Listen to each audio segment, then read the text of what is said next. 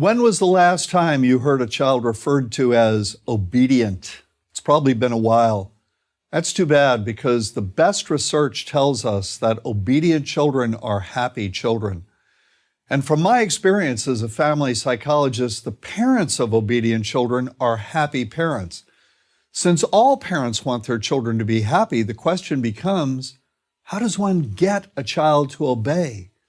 Is there some trick to it? Well, there certainly are a lot of parents who think so. They believe that proper discipline is a matter of using the right methods, techniques, and strategies, what I call consequence delivery systems. Parents have been using these behavior modification-based methods since they became popular in the 1960s, seemingly to no avail. Would anyone argue that today's kids are more obedient than kids were several generations ago? I don't think so. The reason these methods and techniques don't work is that proper discipline is not a matter of proper methods. It's a matter of a proper attitude on the part of the parent. Let me illustrate the point. Let's say that for a week, I observed the classroom of a grade school teacher who has the reputation of being the best disciplinarian in her district. She consistently has fewer behavior problems than any of her colleagues. What is she doing? She's making her expectations perfectly clear, which means, first, she communicates in simple, declarative sentences. She doesn't use 50 words when she could use 10.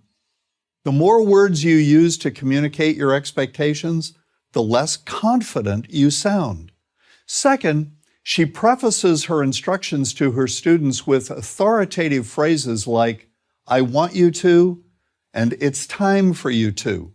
She says, "It's time for you to take out your math books and turn to page 25, as opposed to, "Let's take out our math books and turn to page 25, okay?"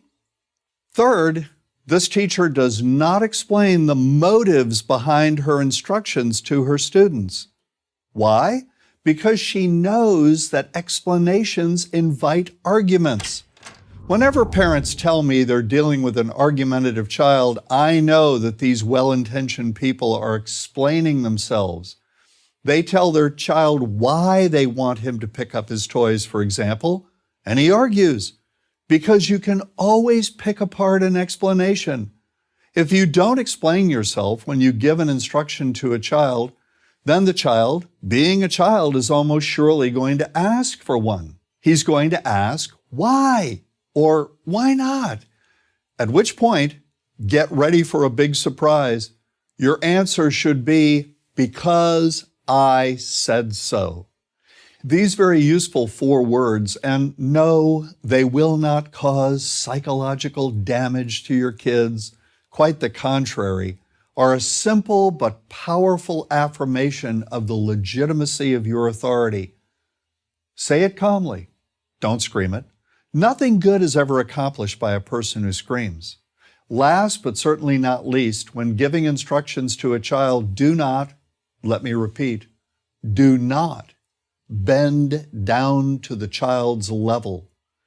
Getting a child to do what he or she is told is a matter of looking and acting and talking like you have complete confidence in your authority. Bending down to a child's level does not look authoritative. It looks, in fact, like you're one movement away from being down on your knees in front of a king. I know you've read somewhere that you should get down to a child's level when you talk to him. Well, all I can tell you is that there's a lot of really bad parenting advice out there, and that's but one example. Speak to children from an upright position. That causes them to look up to you, and that is a good thing for them and for you both.